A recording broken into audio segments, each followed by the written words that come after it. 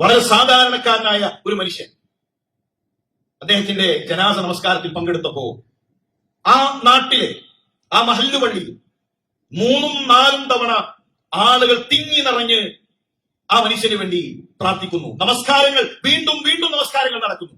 എന്തേ കാരണം? അദ്ദേഹത്തിന്റെ ആ മരണവാർത്ത അത് വാട്സപ്പില് മെസ്സേജായി പോകുമ്പോൾ അതിന്റെ അടിയിൽ ഒരു വാക്ക് കൂടെ ഉണ്ടായിരുന്നു. കേരളത്തിന്റെ വ്യത്യസ്ത ഭാഗങ്ങളിലെ റൂട്ട്സിൽ ദഅവത്തിന്റെ യാത്രയിൽ ഉണ്ടായിരുന്ന ഒരു വ്യക്തിയാണ് അദ്ദേഹം. സജീവമായി ഓരോ നാട്ടിലും ദഅവ പ്രവർത്തനത്തിന് ഇറങ്ങിയ വ്യക്തിയാണ് അദ്ദേഹം. അതുകൊണ്ട് കഴിയുന്ന ആളുകൾ, പരമാവധി ആളുകൾ പങ്കെടുക്കണമെന്ന് പറഞ്ഞപ്പോ പേരറിയാത്ത, നാടറിയാത്ത, ഒന്നും അറിയാത്ത എത്രയോ മനുഷ്യർ ദീനെന്ന ഒരു കോർവയിൽ അവിടെ എത്തി അവർക്ക് വേണ്ടി, ആ മനുഷ്യന് വേണ്ടി പ്രാർത്ഥിക്കുകയാണ്. അങ്ങനെ നമുക്കൊരു യാത്ര ഇപ്പൊ നമ്മൾ കുതിക്കണം. ദീനിനെ സ്നേഹിക്കുന്ന തൗഹീദുള്ള മനുഷ്യരുടെ പ്രാർത്ഥനകളുമായി, നമുക്ക് വേണ്ടി ആത്മാർത്ഥമായ പ്രാർത്ഥനകളുമായി ഈ ലോകത്ത് നിന്ന് യാത്ര തിരിക്കാൻ നമുക്ക് സാധിക്കണം. ഇവിടെ ശിർക്കിന്റെ ശക്തികൾ അവർ സംഘടിച്ചുകൊണ്ടാണ് ശിർക്ക് പ്രചരിപ്പിച്ചുകൊണ്ടിരിക്കുന്നത്. നിരീശ്വരവാദികൾ അവർ സംഘടിച്ചുകൊണ്ടാണ് ഇവിടെ അവരുടെ നിരീശ്വരവാദം പ്രചരിപ്പിച്ചുകൊണ്ടിരിക്കുന്നത്. ഇവിടെ ബിദ്അത്തിന്റെ കക്ഷികൾ അവർ ഒന്നിച്ചു നിന്നുകൊണ്ടാണ് ബിദ്അത്തിനെ അതിനുവേണ്ടി സംസാരിച്ചുകൊണ്ടിരിക്കുന്നത്. നമ്മൾ തൗഹീദിനു വേണ്ടി ഒന്നിക്കാൻ, തൗഹീദിനെ കുറിച്ച് ചിന്തിക്കാൻ, ഒറ്റക്കല്ല ഒന്നിച്ചു നിന്നുകൊണ്ട് തൗഹീദിന്റെ ആളുകളായി മാറാൻ നമുക്ക് സാധിക്കണം. വകൂനു മഅസ്സാദിഖീൻ, സ്വാദിഖീങ്ങളുടെ കൂടെ നിങ്ങൾ ഉണ്ടാകണം. ഞാനും എന്റെ കുടുംബവും ഞങ്ങൾ ഇങ്ങനെ ഒറ്റക്ക് അല്ല. വകൂനു മഅസ്സാദിഖീൻ, സ്വാദിഖീങ്ങളുടെ കൂടെ ഉണ്ടാകണം. തൗഹീദിനു വേണ്ടി സംസാരിക്കുന്നവർ ഒന്നിച്ചുണ്ടാകണം. വൽതകും മിൻകും ഉമ്മ യദ്ഊന ഇലൽ ഖൈർ, ഖൈറിലേക്ക് ക്ഷണിക്കുന്ന ഒരു ഉമ്മത്തുണ്ടാകണം. അതുകൊണ്ട് തന്നെ പ്രിയമുള്ളവരെ, ഒറ്റക്ക് നിൽക്കുന്ന അവസ്ഥയല്ല. ഒറ്റക്ക് നിൽക്കുന്നവനെ ചെന്നായ പിടിക്കും. ആദ്യത്തിൽ ആവശ്യങ്ങൾ ഉണ്ടാകും, പിന്നീട് പിശാച് കൊണ്ടുപോകുന്നത് നമുക്ക് കാണാൻ കഴിയും. നമ്മുടെ കൺമുന്നിൽ നിന്ന് നമുക്ക് ആ കാഴ്ചകൾ കാണാൻ കഴിയും. അത് അല്ലാഹുവിന്റെ റസൂലിന്റെ താക്കീതാണ്. നിങ്ങൾ ഒറ്റപ്പെടരുത്. ചെന്നായ കൂട്ടങ്ങൾ നിങ്ങളെ കൊണ്ടുപോകും. ഒറ്റക്ക് നിൽക്കുന്ന ആട്ടിൻകുട്ടിയെയാണ് ചെന്നായകളെ കൊണ്ടുപോകുന്നത്. നമുക്ക് സിദ്ദീഖീങ്ങളുടെ കൂടെ, സ്വാദിഖീങ്ങളുടെ കൂടെ നിൽക്കാൻ നമുക്ക് സാധിക്കണം. പ്രിയമുള്ളവരെ, പ്രബോധന പ്രവർത്തനങ്ങളിൽ നമ്മൾ ഉണ്ടാകണം. ഇവിടെ ശക്തമായ ശിർക്കും ബിദ്അത്തും നമ്മുടെ നാട്ടിൽ നടക്കുമ്പോൾ തൗഹീദിനു വേണ്ടി സംസാരിക്കണം, അതിനെക്കുറിച്ച് ആലോചിക്കണം. അത്തരം ആലോചനകളിൽ, ശൂറകളിൽ നമ്മൾ ഉണ്ടാകണം.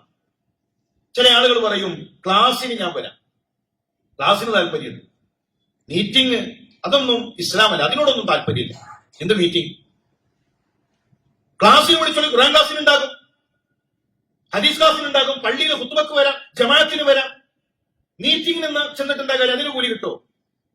ഖുർആനിലെ 42-ാം അധ്യായത്തിന്റെ പേര് സൂറത്തു ശൂറ. ഒരു സൂറത്തിന്റെ പേര് ശൂറ. കൂടിയാലോചന, ഒന്നിച്ചിരുന്നു കൊണ്ടുള്ള ആലോചന, അത് ദീനാണ്, അത് പുണ്യകരമാണ്, ഇസ്ലാമിന്റെ അടിസ്ഥാനമാണ്. ഏതെങ്കിലും വ്യക്തികൾ തോന്നുന്നതിനനുസരിച്ച് ചെയ്തു പോകുന്നതല്ല ഇസ്ലാമിന്റെ സംസ്കാരം.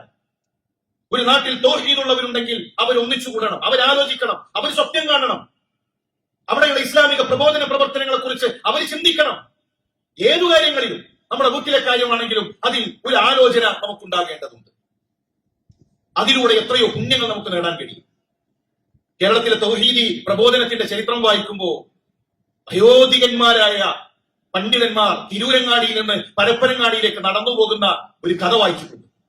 വളരെ പ്രായം ചെന്ന കേരളത്തിലെ പ്രഗത്ഭനായ ഒരു പണ്ഡിതൻ, കൂടെയുള്ള ശിഷ്യൻ ചോദിച്ചു, ഇതാ ആ കടയിൽ ചെന്നിട്ട് കുറച്ച് വെള്ളം നമുക്ക് ചോദിച്ചാലോ?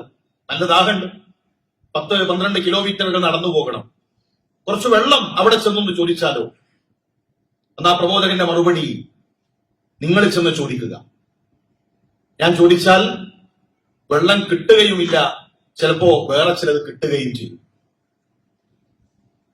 തൗഹീദ് പറഞ്ഞതിന്റെ പേരിൽ ദാഹിച്ചു വലഞ്ഞാൽ ഒരു ഗ്ലാസ് വെള്ളം നിഷേധിക്കപ്പെട്ടിരുന്ന ഇന്നലകൾ ഉണ്ടായിരുന്നു. ഇന്ന് ആ പ്രദേശത്ത് തൗഹീദിന്റെ 9 പള്ളികളുണ്ട്. 9-ലധികം പള്ളികളിൽ നിന്ന് തൗഹീദിന്റെ ഖുത്ബകൾ നടക്കുന്നു. ഇതെങ്ങനെയുണ്ടായി? എന്താണ് ഈ മാറ്റത്തിന്റെ കാരണം? ഒന്നിച്ചുള്ള ആലോചനകളാണ്, നാടിനെ കുറിച്ചുള്ള ചിന്തകളാണ്, ശൂറകളാണ്, പ്രബോധന പ്രവർത്തനങ്ങളാണ്. പ്രിയമുള്ളവരെ, അത്തരം ആലോചനകളിലും ശൂറകളിലും നമ്മൾ ഉണ്ടാകണം. ഒരുപാട് പ്രതിഫലങ്ങൾ നമുക്ക് നേടിയെടുക്കാൻ സാധിക്കും.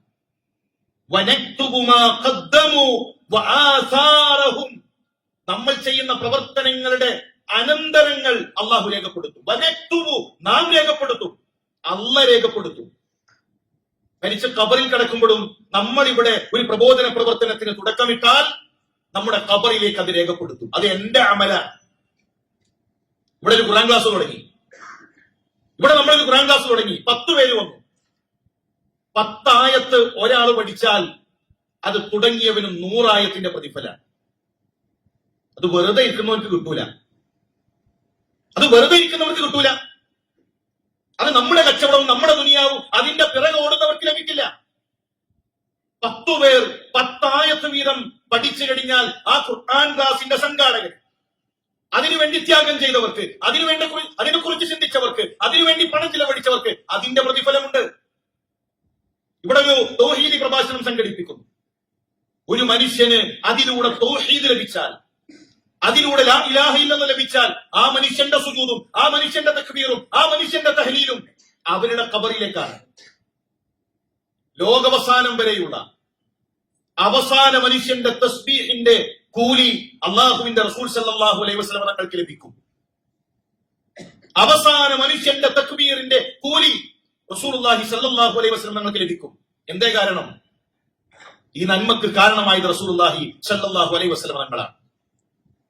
എങ്കിൽ നമ്മുടെ നാട്ടിൽ അങ്ങനെ ചില പ്രബോധന പ്രവർത്തനങ്ങളിൽ, അങ്ങനെ ചില നന്മകളിൽ നമ്മൾ കാരണക്കാരാകണം, നമ്മൾ തുടക്കക്കാരാകണം. ആ നന്മകൾ ചെയ്യുന്നവരുടെ കൂടെ നമ്മൾ ഉണ്ടാകണം എന്ന് ഓർമ്മപ്പെടുത്തുകയാണ്. അല്ലാഹു അങ്ങനെ ഒരു മനസ്സ് നമുക്ക് നൽകി അനുഗ്രഹിക്കണം.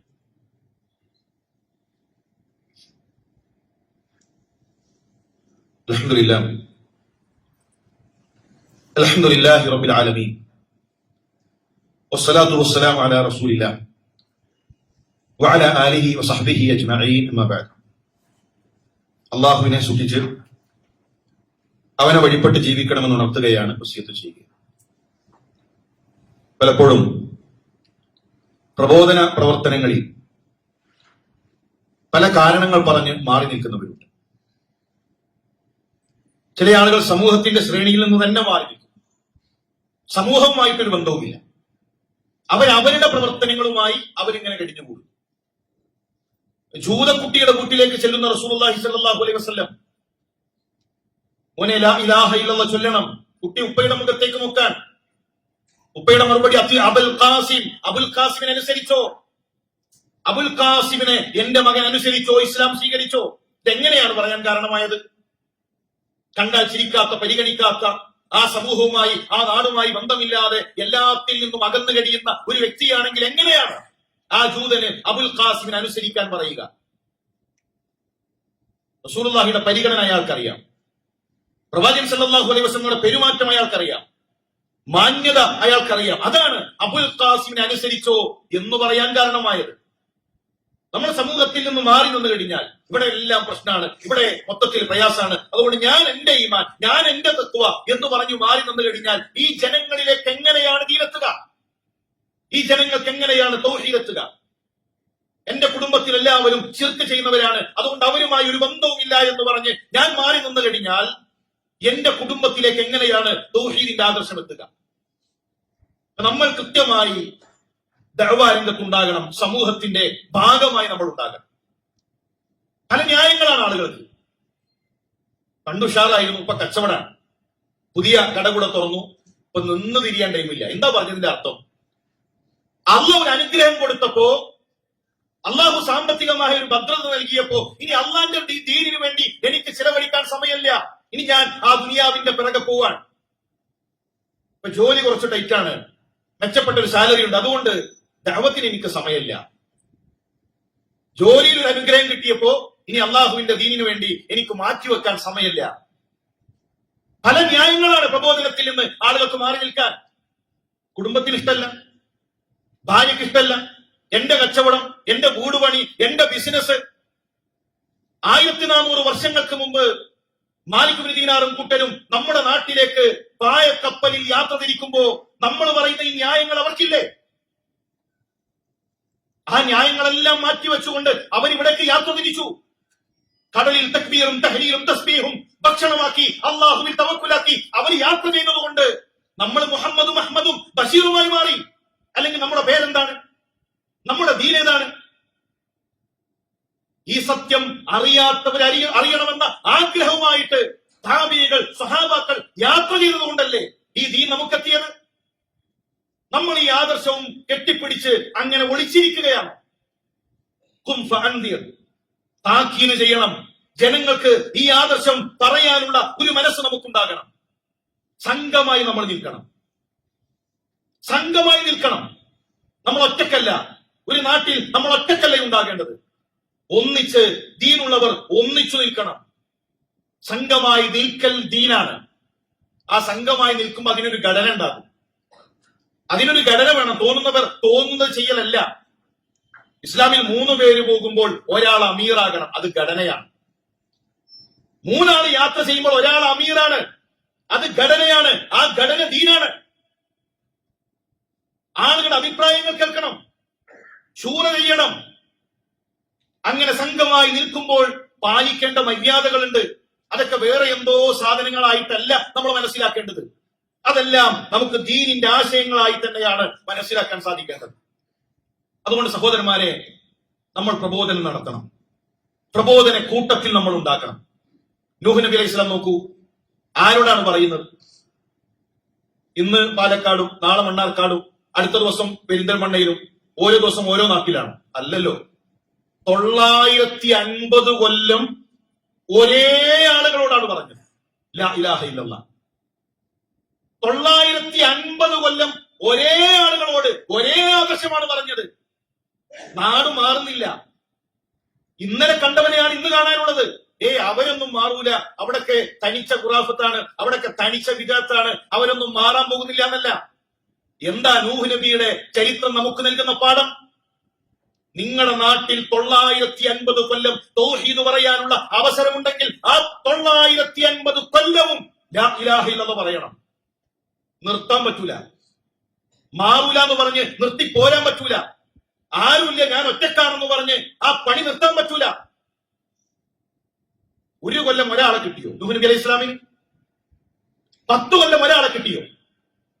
950 കൊല്ലത്തെ പ്രബോധനത്തിൽ 100-ൽ താഴെ ആളുകളാണ് നൂഹ് നബി അലൈഹി ഇസ്ലാമിന്റെ പ്രബോധനത്തിൽ ആദർശം സ്വീകരിച്ചത്. എന്നിട്ടാണോ നമുക്ക് ആളില്ല എന്ന പേടി? ഈ പള്ളിയിൽ ഒരുമിച്ച് കൂടിയ അത്ര ആളുകൾ അള്ളാഹുവിന്റെ റസൂൽ സല്ലല്ലാഹു അലൈഹി വസല്ലം തങ്ങളുടെ മക്കയിലെ പ്രബോധനത്തിൽ മക്കയിൽ മുസ്ലിമീങ്ങളായിട്ടുണ്ടോ? ഉണ്ടോ? കാണാൻ കഴിയില്ല. അള്ളാഹുവിന്റെ റസൂലിന്റെ പ്രബോധനം, അബൂബക്കർ സിദ്ദീഖ് റളിയല്ലാഹു അൻഹുവിന്റെ പ്രബോധനം, ഉമർ റളിയല്ലാഹു അൻഹുവിന്റെ പ്രബോധനം, ഹസ്സാൻ ഇബ്നു സാബിത്തിന്റെ കവിതകൾ, എന്തെല്ലാം ഉണ്ടായിരുന്നു ഇസ്ലാമിക പ്രബോധന പ്രവർത്തനങ്ങളിൽ മക്കയിൽ. 13 വർഷക്കാലം എത്ര ആളെ കിട്ടി? 500 ആളെ കിട്ടിയോ? 400 ആളെ കിട്ടിയോ? അത്രയൊന്നും ആളുകളില്ല. നമുക്ക് എത്ര വലിയ നിഅമത്താണ്, നമുക്ക് എത്ര വലിയ അനുഗ്രഹമാണ്. തൗഹീദുള്ള ഒരു വലിയ ആൾക്കൂട്ടം ഉണ്ടായിട്ട് എന്ത് നമുക്ക് ഈ നാട്ടിലെ ശിർക്കിനെതിരെ, ഈ നാട്ടിലെ ബിദ്അത്തിനെതിരെ, ഈ നാട്ടിലെ പാവം മനുഷ്യർ തൗഹീദ് അറിയാതെ നരകത്തിലേക്ക് പോകുമ്പോൾ അവർക്ക് ആ വഴി കാണിക്കാനുള്ള അവസരങ്ങളെ കുറിച്ച് ചിന്തിക്കാൻ നമുക്ക് സാധിക്കാത്തത്? നമ്മൾ മാറി നിന്നാൽ അസാ റബ്ബുന അയ്യുബ്ദിലനാ ഖൈറൻ മിൻഹാ, നമ്മളെക്കാൾ ഖൈറായവരെ അള്ളാഹു കൊണ്ടുവരും. ദീനിനൊന്നും സംഭവിക്കൂല. ദീൻ ഇവിടെ ഉണ്ടാകും. അള്ളാഹു പകരം ആളുകളെ കൊണ്ടുവരും. അതുകൊണ്ട് പ്രിയമുള്ളവരെ, നന്മകൾ നേടിയെടുക്കുക. സലഫുകൾ പറയാറുണ്ട്, മദീന മുസ്അബ് കൊണ്ടുപോയി, മദീന മുസ്അബ് കൊണ്ടുപോയി. ഒന്നും അറിയാത്തൊരു നാടാണ് മദീന. ആ മദീനയിലേക്ക് മുസ്അബ് ഇബ്നു ഉമൈർ എന്നൊരു ചെറുപ്പക്കാരൻ കടന്നു ചെന്ന് അവിടെയുള്ള മുഴുവൻ കൂരയിലും ലാ ഇലാഹ ഇല്ലല്ലാഹ് പറഞ്ഞ് അൻസാരികളുമായി അഖബയിലേക്ക് കടന്നു വരുന്ന രംഗം ചരിത്രത്തിൽ കാണാം. മദീനയിൽ ഇസ്ലാം എത്തിച്ചു, ലാ ഇലാഹ ഇല്ലല്ലാഹ് എത്തിച്ചു. അവർ മുസ്ലിമീങ്ങളായി മാറി. ആ മുഴുവൻ പുണ്യവും, മദീനയുടെ പുണ്യം മുസ്അബ് ഇബ്നു ഉമൈർ എന്ന ചെറുപ്പക്കാരൻ കൊണ്ടുപോയി. നമുക്കങ്ങനെ ചില പ്രദേശങ്ങൾ ഉണ്ടാകണം. ഈ നാട്ടിൽ ഞാനാണ് തൗഹീദ് തുടങ്ങിയത്, ഈ പ്രദേശത്ത് ഞാനാണ് ആദ്യമായി തൗഹീദി പ്രബോധനം ആരംഭിച്ചത്, അവിടെ ആദ്യമായി ഒരു തൗഹീദിന്റെ സംസാരം സംഘടിപ്പിച്ചത് ഞാനാണ്. അങ്ങനെ ഒരു കൊച്ചുനാടെങ്കിലും ഒരു കൊച്ചു പ്രദേശമെങ്കിലും അവിടെയുള്ള പ്രബോധന പ്രവർത്തനങ്ങളിൽ നമ്മൾ ഉണ്ടാകണം. ഈ ദുനിയാവിൽ ഏറ്റവും വലിയ സൗഭാഗ്യം മരണപ്പെടുന്ന സമയത്ത് തൗഹീദുള്ള 40 പേരുടെ ജനാസ നമസ്കാരമാണ്. ഒരാൾ മരിച്ചാൽ ആരാണ് അവിടെ ഓടിയെത്തുക? ബിസിനസ്സുകാരനാണെങ്കിൽ കുറെ കച്ചവടക്കാരുണ്ടാകും. നമ്മൾ എന്തുമായി ബന്ധപ്പെട്ട് നിൽക്കുന്നുവോ അവരാണ് നമ്മളെ യാത്രയാക്കുക. തൗഹീദി പ്രബോധനത്തിൽ ഉണ്ടോ പ്രിയമുള്ളവരെ? തൗഹീദുള്ള മനുഷ്യരുടെ പ്രാർത്ഥന ഉണ്ടാകും. ആ പ്രാർത്ഥന അല്ലാഹു സ്വീകരിക്കും.